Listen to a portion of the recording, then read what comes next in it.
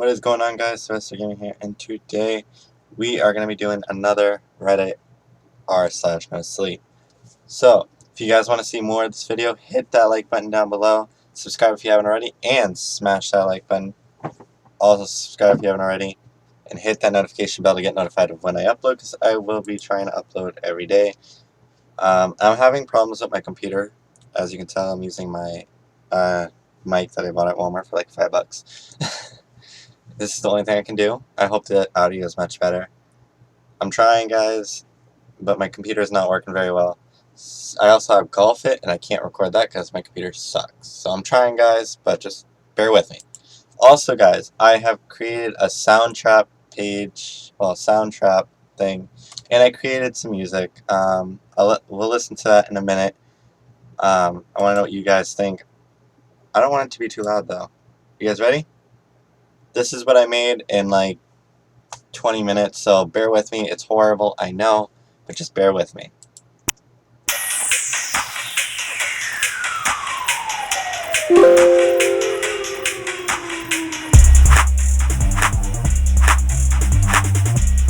Oh, that's loud.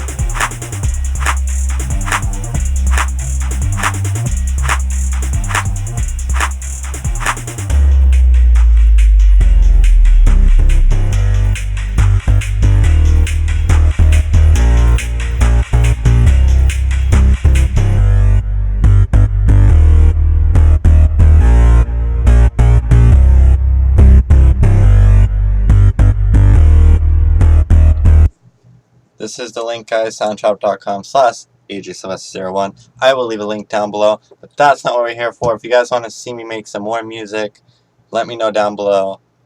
I'm really trying to pick up being a DJ and stuff like that, so I just want to know your opinion, what you guys think. Leave a comment down below, and yeah, leave a like if you guys liked it. If not, let me know why down in the comments, alright? Let's go. Let's close out of that shit. So, r/NoSleep, if you guys don't know what this is, I made a video maybe a month ago on this. I will continue where we left off on the lawyer one and another one. My voice sounds horrible. I know, I'm sorry. So, basically what r/NoSleep is creepy stories, blah blah, all that good shit. You'll know when we get into it. My voice sounds like shit, just bear with me. Alright, so I found this one. It's not that long, it's just spaced out weird. So it's called Witchcraft, and let's begin. I got my soda here just in case I get thirsty because I will be reading a lot. Here we go. My girlfriend loves witchcraft, or at least what she thinks is witchcraft. When she's not spending time with me or working a shift or at her coffee shop, she's usually with her friends, who are all very similar to her in their interests. They don't eat meat, they love to dress in black, Victorian-esque clothing. They spend some nights together where they sit on the floor in circles, lighting scented candles and murmuring chants or standing in the rain, giving blessings to the world or whispering to small idols they leave on their shelves. Also, guys, bear with me. I will not have any music, background music for this. Even though I linked it down below in the last video, I still got copyrighted for it. I'm sorry. So it's just going to be me talking to you guys. If you guys don't like this, I will end the series, but just let me know down in the comments as well. Alright, so where were we? So, my girlfriend Sasha says that these are spells. I've seen a number of them when they let me watch. Apparently, male energies can sometimes throw a balance off. From what I've been told, of course, my favorite spells she performs are the ones she does alone with me when the door is shut. You might be wondering, do I believe in witchcraft? Well, there are certain things in the world I probably could never explain, and certain phenomenon, phenomenon, yeah, I said that right, see, my brain's stupid, that goes beyond general human comprehension. But generally, no, I don't think my girlfriend or anyone who does what she does is doing magic. But I don't tell her that. It seems to make her happy, and in all the other areas of our relationship, things are perfect. She seems to adore me, despite my flaws, and I'm not sure what more I could ever ask for. Besides, she puts up with plenty of my own niche, nerdy habits, as well as I don't have the right to complain. It would be hard for me to look into her bright brown eyes that never seem to get bored of the world, and tell her that I don't find her reality valid. One day, on a rainy summer Saturday, Sasha approached me. We were in our apartment. I was putting together a model of an airplane my grandfather had flew in Vietnam. Sasha came up from behind me, kissing my neck. "Hey, babe," she said. "Hey," I said. "Can I talk to you for a moment?" Sasha asked. I'm screwing up because I have this world's smallest mouse. Alright. "Can I talk to you for a minute?" Sasha asked. "Sure," I said, and put down my specialized glue and model part. She took my hand and led me to the kitchen. There, she had 2 cups of tea ready, and handed one to me. "Next weekend, I'd like to go on a camping trip with Megan, Emma, and Ryan," she said. "Is it just a regular camping, or—" "We're going to be doing a ritual," she stated, "specifically one that requires us to be in the middle of a wilderness with not too many energies around."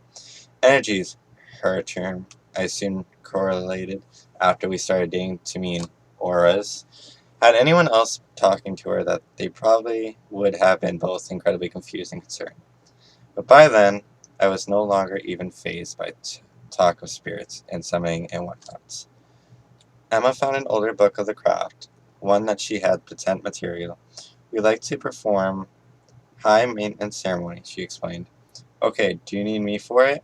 "No, I just wanted to tell you before I went," she said. This frickin' fly, bro. It came into my window. It's so fucking annoying. I'm not a patriarchal asshole. Sasha knows this. I don't ever tell her what she can and can't do, and who she can and can't spend time with. She'd probably just ignore me, even if I tried.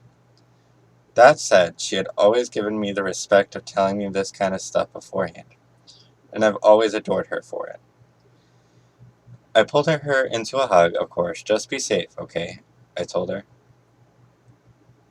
The week flew by when we weren't at work or with friends. We spent our time laughing, cuddling, and making love. It was like any other week of ours. Really, Friday nights came, and I wasn't concerned. Along with her ceremonial tools, candles, matches, etc., Sasha had laid out on her bed all the camping gear, maps, and other survival stuff she would need. We'd help each other the entire night. The ever-present misty northwest rain petered, I don't know, out of the dawn, and just as the weather app had predicted it would. That morning, I made Sasha breakfast and helped her pack her things into Ryan's Jeep. Once we had arrived to pick her up, Megan and Emma were already sitting in the back. You guys can't really see this. I'm gonna shut my camera off so that it's not in your way. Hold on.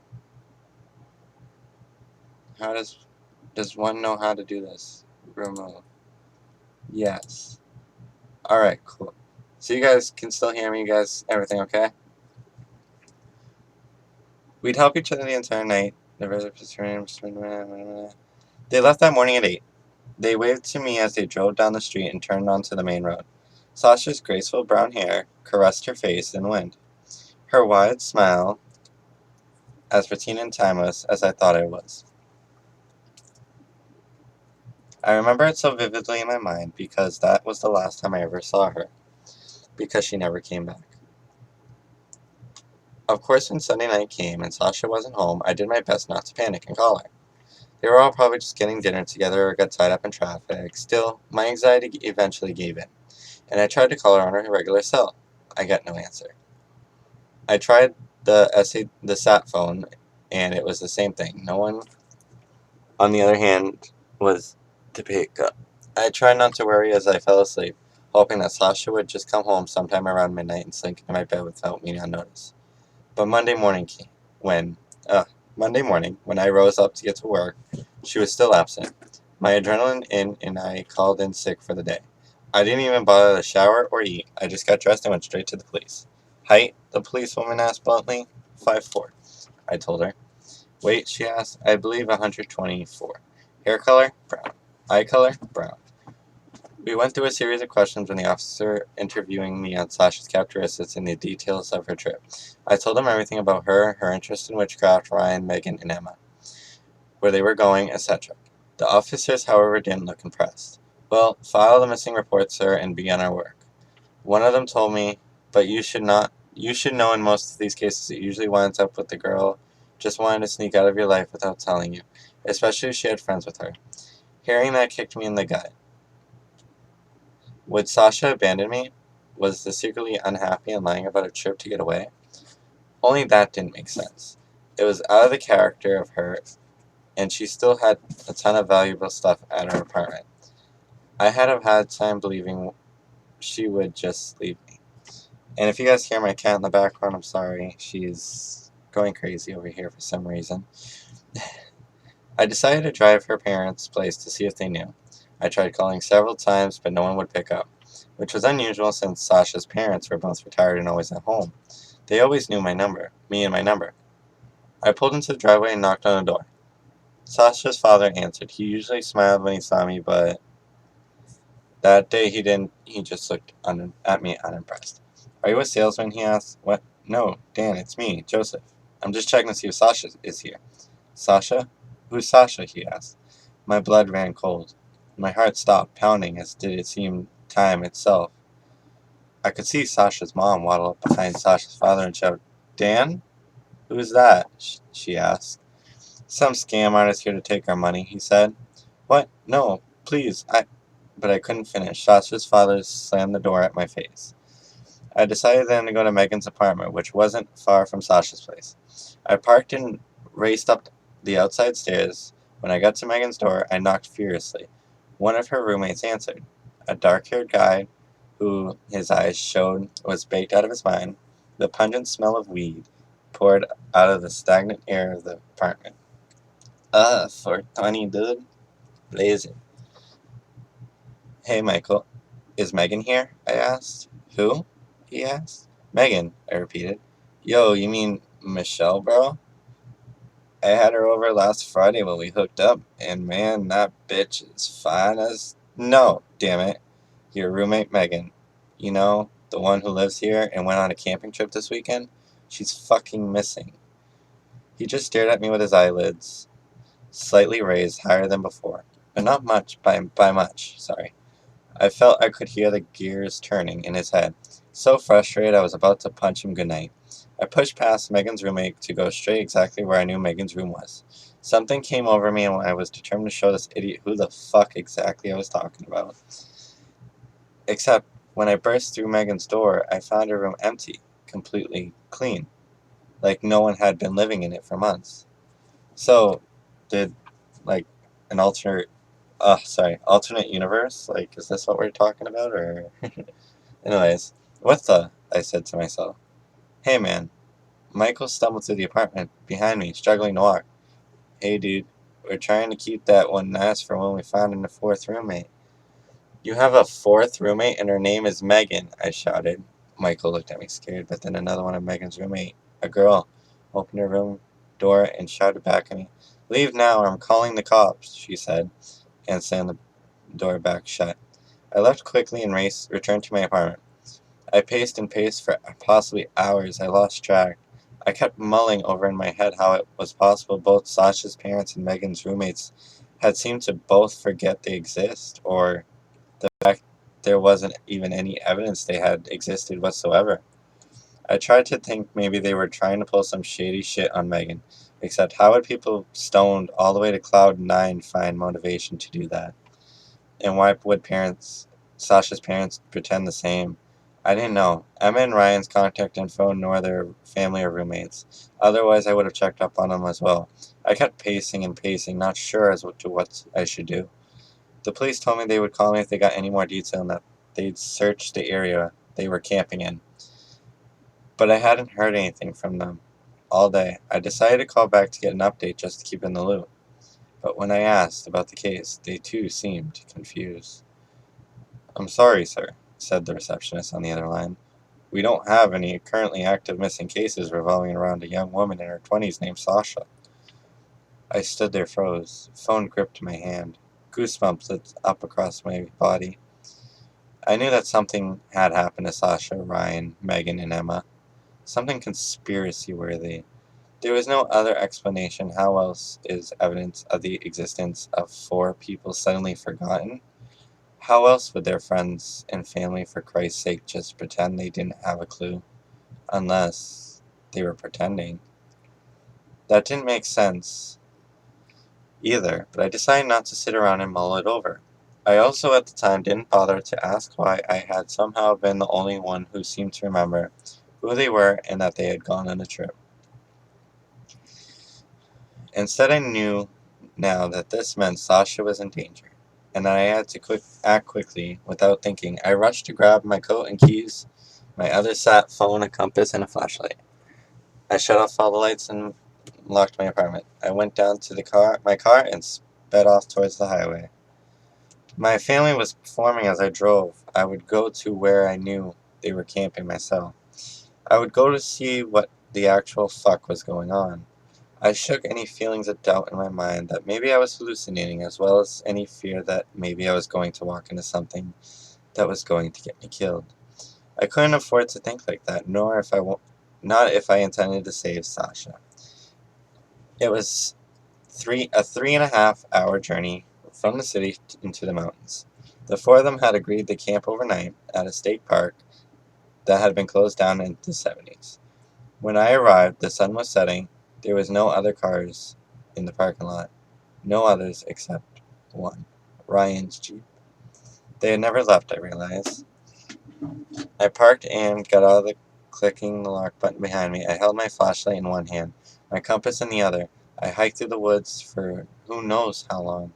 The birds were chirping, the insects were buzzing, the wind would blow occasionally, rustling the leaves on the plants and the branches of the pines in a twisted way.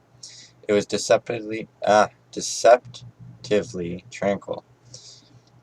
I searched for probably 4 hours. Way past the sun had disappeared below the horizon, and the moon had revealed itself. I checked my phone, which read 10. I was getting tired, but I knew I couldn't give up. Sasha and her friends had somehow gotten themselves into trouble out here, and I need to find them. Just when...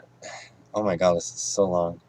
It, just when I was thinking that maybe I should return to the parking lot and try the other half of the park was when I found the temple, and that's when I realized they had come out all this way.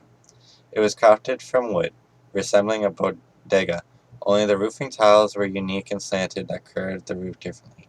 Its pillars were painted red, with vines curled around the body, shimmering gold flecks lining the edge of the ceiling. There were no walls and fences, just four pillars that held the roof. The floor was plain gray concrete, the same type you see at our outdoor barbecues, festival shelters. In the center of the concrete was a marble podium with a flat table.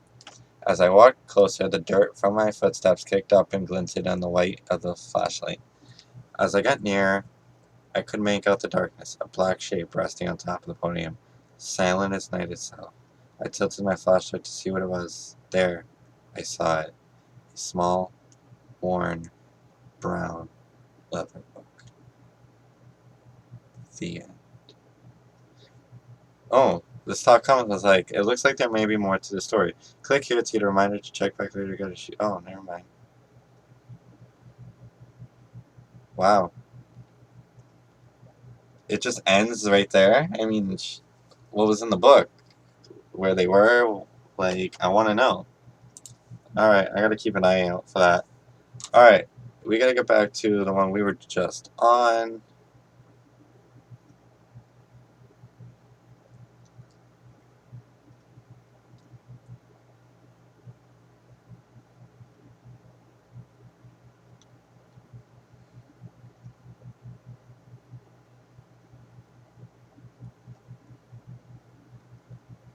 So how's your day, guys?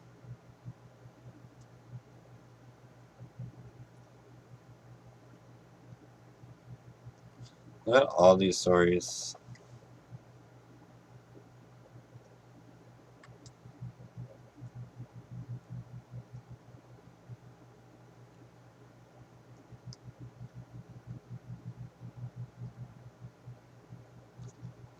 Yeah. Trying to find a good one for us that we could read.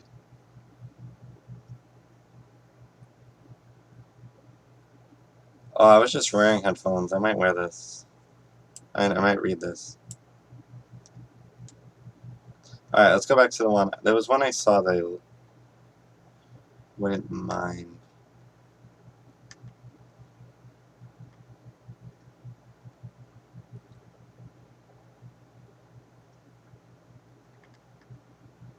Let's read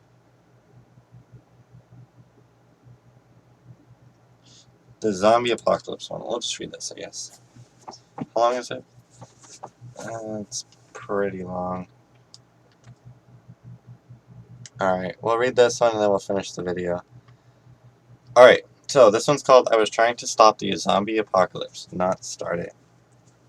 So, do I have my drink with me? I don't want to start another. I don't know where I put my drink. Huh.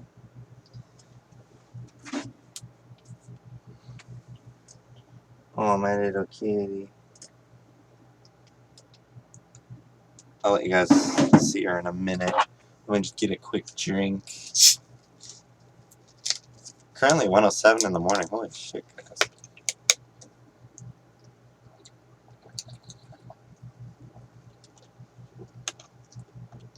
ASMR. Alright. I'm trying not to panic, but it's hard because purple slime has been slowly oozing out of my eyeballs for the past hour, searing my cheeks like acid.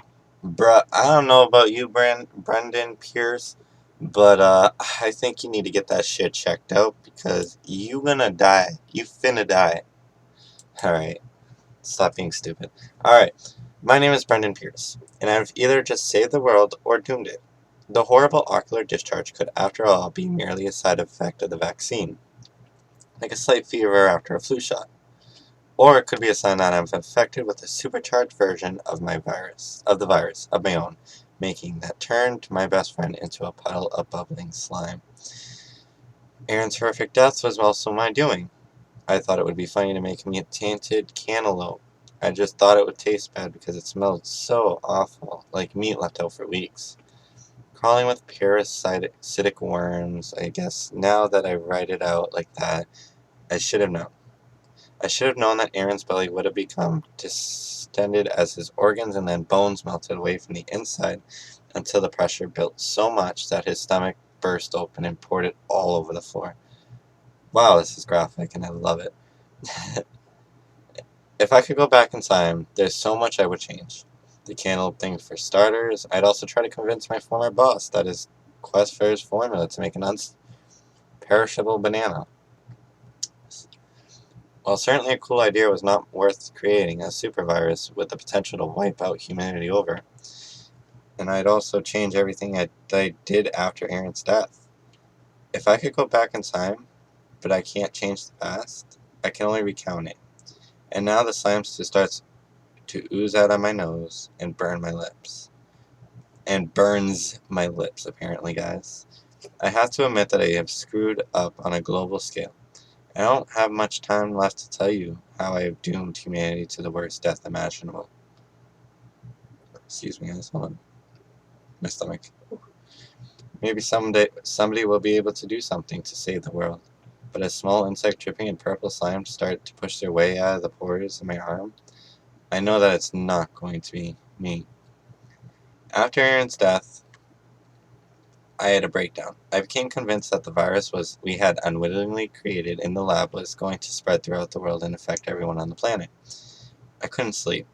I had walking nightmares, visions of standing in a crowded street as everyone around me became brain dead zombies, and slowly turning to face me with outstretched arms.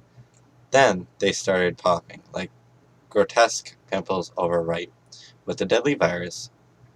Visions of men eating the flesh of men, of scorched earth, of rotten bananas, all swirling around in my head, in a ballet of death and terror.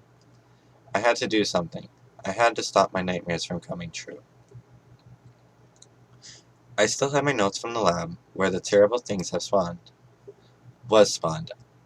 I used those notes to carefully recreate the virus in a makeshift lab that I set up in my basement, in the hopes of being able to use it as a vaccine. Can you just imagine making a lab in your basement? Like, that would be amazing. I went, I went. I now understand. Overboard, rather than creating a small batch of the virus, I made enough serum to fill dozens of empty industrial waste drums. I was convinced that the world was in peril, and I needed enough vaccine to protect everyone. Still, I decided to experiment on the vaccine itself before I tampered with the bulk of the deadly serum. My first attempt to make the vaccine was to use radiation to kill the active agents in the virus. I'll admit that I didn't know what exactly the active agents were, but I figured out the radiation would certainly kill them. As it turns out, I was terribly wrong.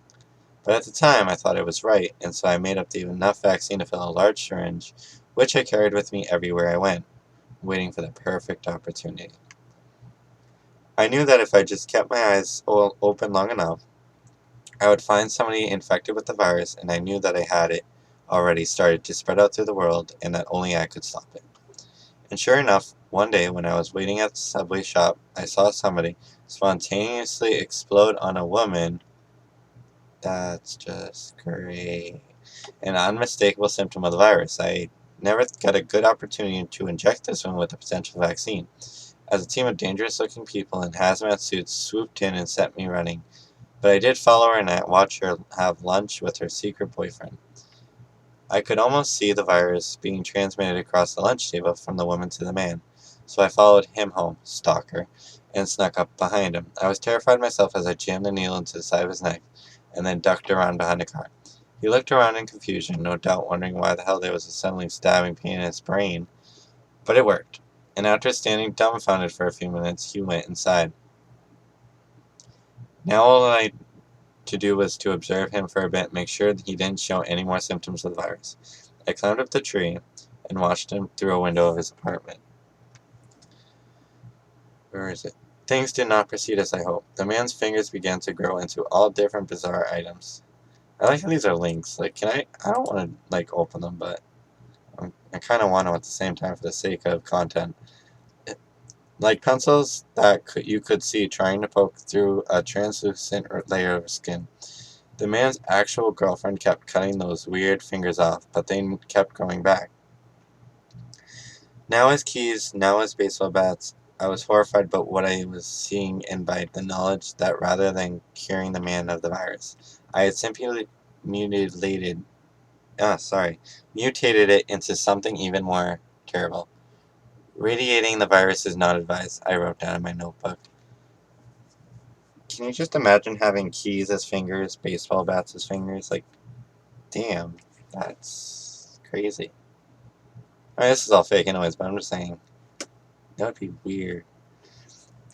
The nightmares didn't stop. My initial failures to create a vaccine was discouraging, but the sense of urgency to succeed grew greater and greater as I went further and further off the deep end.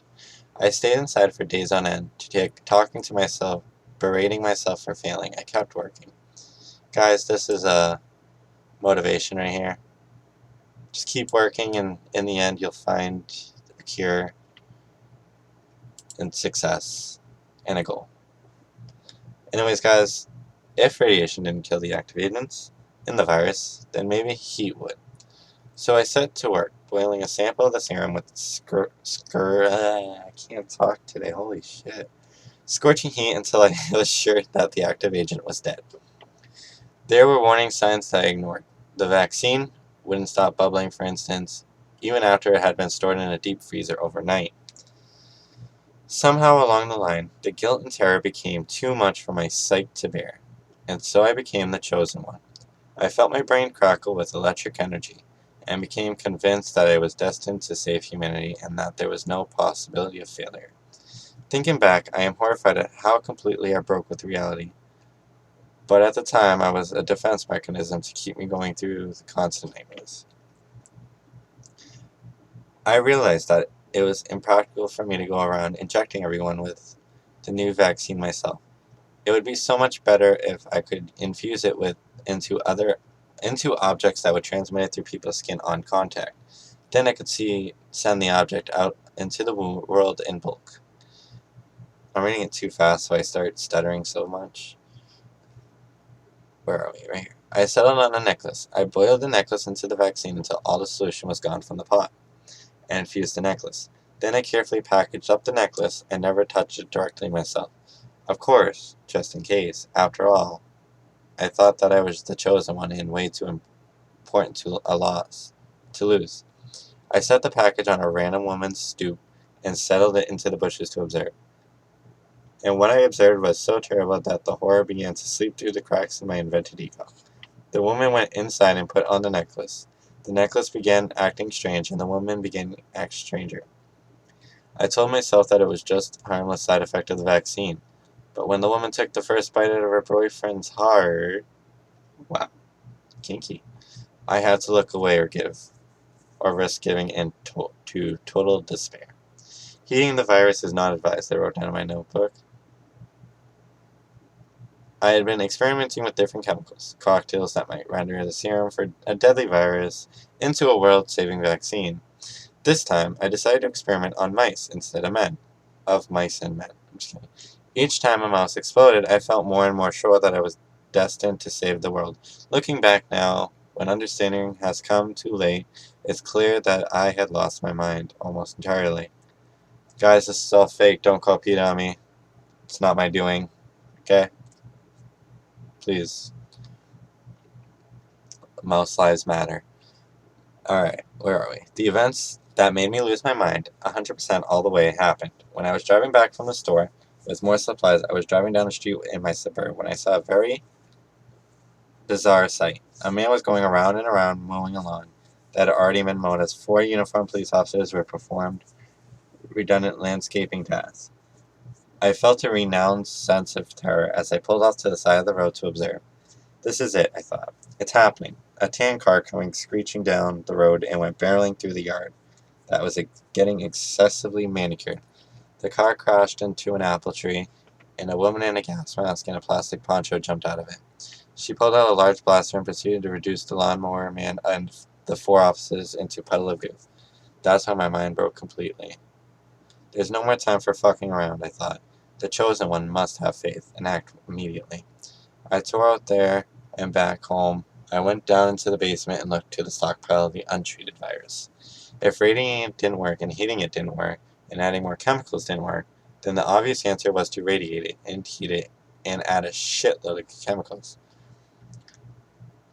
That had to work, or so I thought in my completely deluded state. I proceeded to do just that. Not a small test sample, but to the entire stock, I was again convinced both that I had to act immediately and that I couldn't fail. But now that the virus has worked its way to my brain and eaten away my psychic defenses, I see now that only was my failure possible, and any idiot could have seen it coming. I rented a U-Haul and have been traveling the country for the past week, dumping my vaccine into all the major water supplies that I can. It happened. Oh, I can't. Oh, sorry, hold on. It happened at the Colorado River Aqueduct, which supplies water to much of Southern California. I dumped an entire 100-gallon drum of the serum in there, which I calculated was enough to inoculate the entire state of California, let alone the southern part, against the virus, assuming that the virus would do, which I thought it would. I had gone 3 days without sleep and was letting out a yawn. Oh god, speaking of yawning, I'm tired. Perfect timing. When a gust of wind blew some of the serum, I wished that I was pouring out back into my open mouth. Of all the strains of the virus that I have seen, the variations that I created in my state of megalomania appears to be the very worst. My skin is on fire, as purple slimes oozes out of it. Bugs and worms are crawling out of every hole in my body, no matter how small. A tentacle has emerged from my throat and is feeling around in the air, hungry. I am oh so hungry, and I know that what I'm hungry for too. Somehow, I'm hungry for people. At first I was terrified. I was worried that I would explode. I'm still terrified, but the feeling is subsiding. This is who I am now. A part of me is still screaming in protest against this, but the screams are getting choked out. I am becoming a zombie of a kind worse than I ever imagined possible. And soon, so will you. Not immediately, as municipal water processing is almost agonizingly slow, but sooner than you think. And all I can do is tell you not to drink the water. I am so, so sorry and hungry. So, so hungry. Well, this was the autobiography of Brendan Pierce, guys. He wrote this as a zombie. What did we learn here today? don't start the zombie apocalypse. Okay, guys, say it with me. Don't start the zombie apocalypse. Scientists, you hear that? Don't do it. I'm just kidding, guys. Um, so I know I was gonna, do more stories, but I don't want to make this too much of me blabbering on about reading and stuff. Some of these stories do get interesting, but they're just hard to find what are good stories. Let me turn my camera back on so you guys can see my ugly ass face.